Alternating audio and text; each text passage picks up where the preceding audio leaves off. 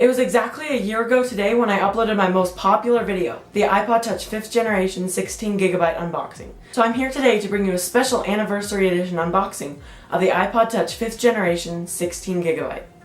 So the iPod didn't actually come in a box, but this is what the box looks like.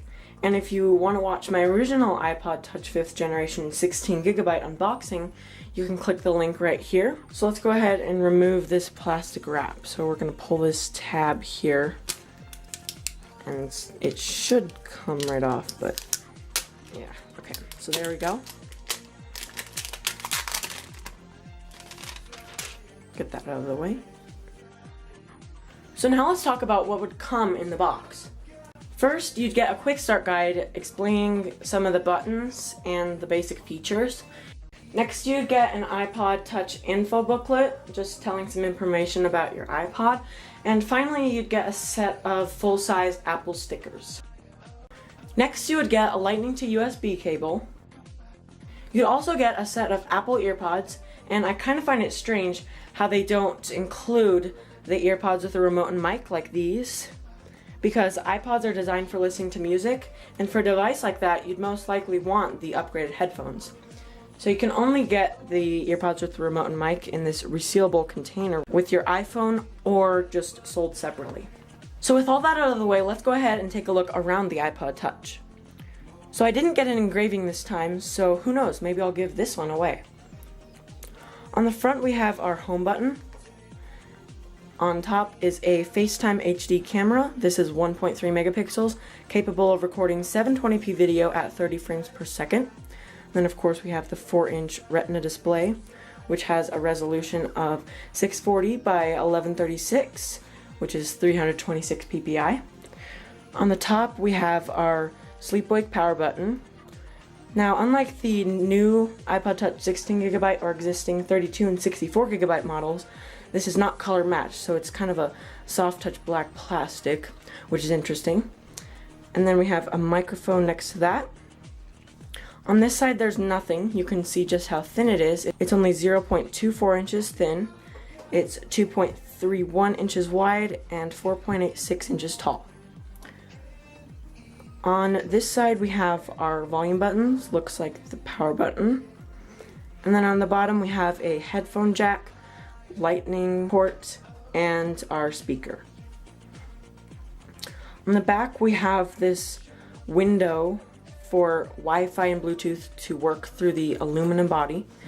And then we have the iPod logo. This is also just matte black rather than the shiny black on the 32 or 64GB model or new 16GB model.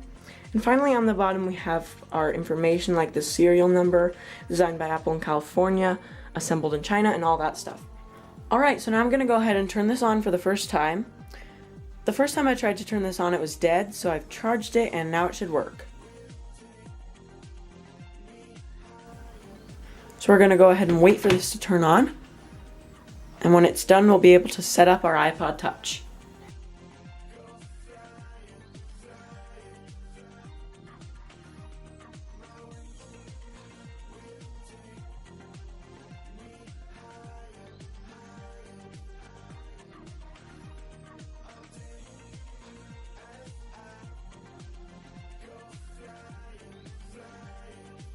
Alright, so now that it's done turning on, we're going to come to this screen, which just says hello in many different languages. So we can go ahead and slide to set up. First, it's going to prompt us to select a language. So I'm going to go with English. And then you select your country. We'll do United States. Next, we're going to choose our Wi-Fi network. So I'm going to go ahead and type in my Wi-Fi password. Then we're going to hit join, and it will connect us to our Wi-Fi.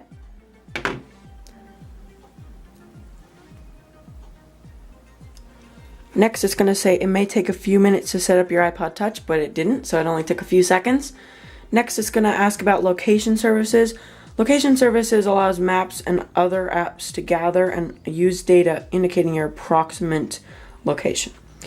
So I'm going to enable this. Next, it's going to ask if we want to set this up as a new iPod Touch, restore from iCloud backup or iTunes backup. So I'm just going to set this up as new. So then it asks if you want to sign in with your Apple ID or create a free Apple ID, or just skip this step altogether. And then it tells you about it here. So I'm going to go ahead and type in my Apple ID and password. Then we'll hit next. And we can agree to these terms and conditions. And it may take a few minutes to set up your Apple ID.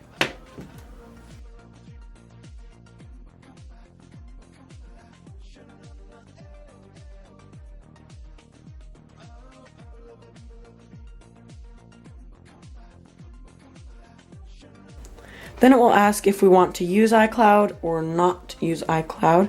So I am going to do that. Find my iPod Touch. We'll go ahead and hit yes. Then it will update your iCloud settings.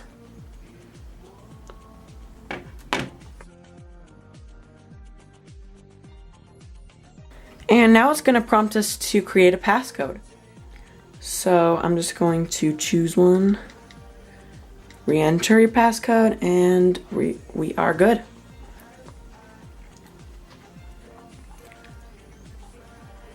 Finally, it's going to ask about iCloud keychain. So I'm just going to do that one. And then it will ask about Siri.